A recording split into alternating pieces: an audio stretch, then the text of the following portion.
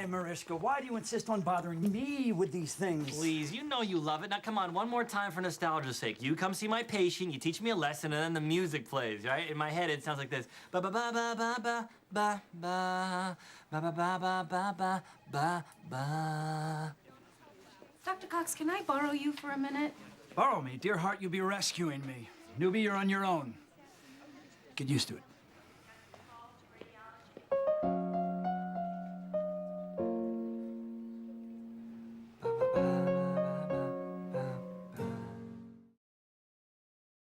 I mean, I met your father. I remember like it was yesterday. For about 2 seconds, I could tell how proud he was of you. And then I heard something I never thought I'd hear. Truth be told there, Newbie, I'm proud of you. Me too. I'd rather cry right now. It's amazing how a few simple words can change everything. Whether it's an apology. I'm sorry I came down so hard on you. I've been a bit forgetful lately, and I suppose it's possible that I could have told you you could let that crank. Sure. Apology accepted. Oh, hey! Tommy, what are you doing? Tommy's been let go. Have a nice weekend. You too, sir. Or an admission. Maybe I got diabetes. Oh, no, Turk, really? Carla. I call this Turk's diabetes box. Here is a recipe for sugar-free brownies. Okay, here's a bunch of articles I downloaded off of the internet. Thank you. You're welcome. Of course, sometimes it's not about the words. Yelling. It's just about having someone there to listen. And it's our dad, and he's ranting and raving because he's an office supply salesman, and he can't find a paperclip in the entire house. Meanwhile, he gets to work the next morning and realizes he's got 1 million of them in the trunk of his car. The trunk is filled with boxes of them.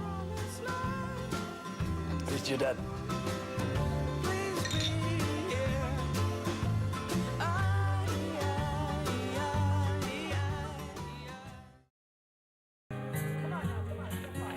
Thirsty, huh? Helps tears taste less bitter. Cheers. So, how you guys gonna celebrate your divorce? By not inviting you. Oh my God, dude, I doubted you for a second. Why are you so mad? Maybe I needed you to believe in me. I believe in you, baby. Yeah, but we're married. That doesn't count. Leave you alone. What the? Ow. What did you, Yeah, she's been gravelled. Nice work. Look, man, it was 1 second of doubt, okay? Since when do you care what anybody else thinks? I don't. I care what you think. Since the day I met you, you treated me like I was the man, like I could accomplish everything. It's gonna sound lame. I got it! You being like that's one of the reasons I've gotten to where I am. Wow. That's the nicest thing you've ever said to me.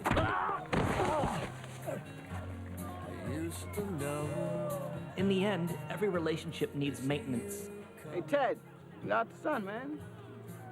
You owe me money!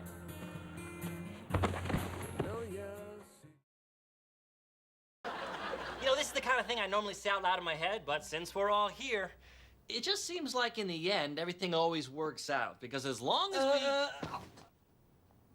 Mr. James? Mr. James, can you hear me? He's apneic. We need an airway. Call anesthesia. Wait. Beg him. This isn't right. We're gonna intubate. Hang some dopamine. Wide open. I need an ET tube. Where's anesthesia? Unfortunately, around here, things don't always end as neat and tidy as they do in sitcoms. Relationships aren't always magically fixed in 30 minutes. You have to work on them. Problems don't always have easy solutions. Hey, Kenny, once again, I'm real sorry.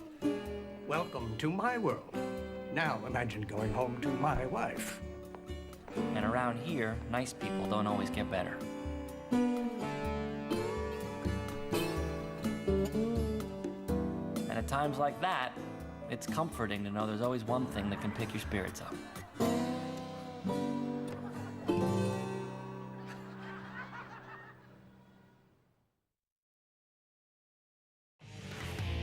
All right, everybody, gather around here, circle it up, will you? Bring it in nice and tight. Look, I know I'm pretty quick to point out other people's mistakes, but I have a son now, and I also realize that it's important to recognize when someone does something right.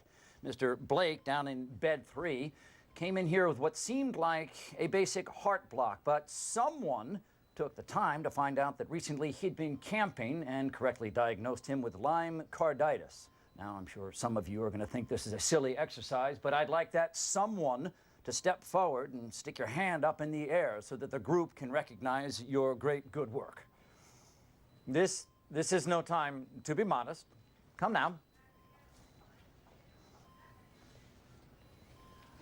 Oh my God! It was me! I did it. I'm a genius. I'm a huge brain in a ripped up body. I am Jesus H. Cox, MD. Still, I probably couldn't have done it by myself, so I'd like to go ahead and recognize some of the other players who were involved. There was the intern who originally misdiagnosed the patient. It's me, Daddy. Put your hand down, Lonnie. And then there was the resident who confirmed that misdiagnosis. In my defense, I was up late watching a Designing Women marathon. And last but not least, there was the surgeon who wanted to crack open Mr. Blake's chest like a walnut and put in a pacemaker that he didn't even need. Now, he's too modest to introduce himself to the group, so I'll do the honors. He is so black, so bald, and he can't eat cupcakes because he's got diabetes. Ladies and gentlemen, Christer. Can you just get out of here so we can get back to work? Not until people start chanting my name so that I can exit the room with my hands held high above my head in a victorious gesture. Because you see, this diagnosing machine, this fabulous thing, well, it runs on props, so I'm going to need to hear it. Come now.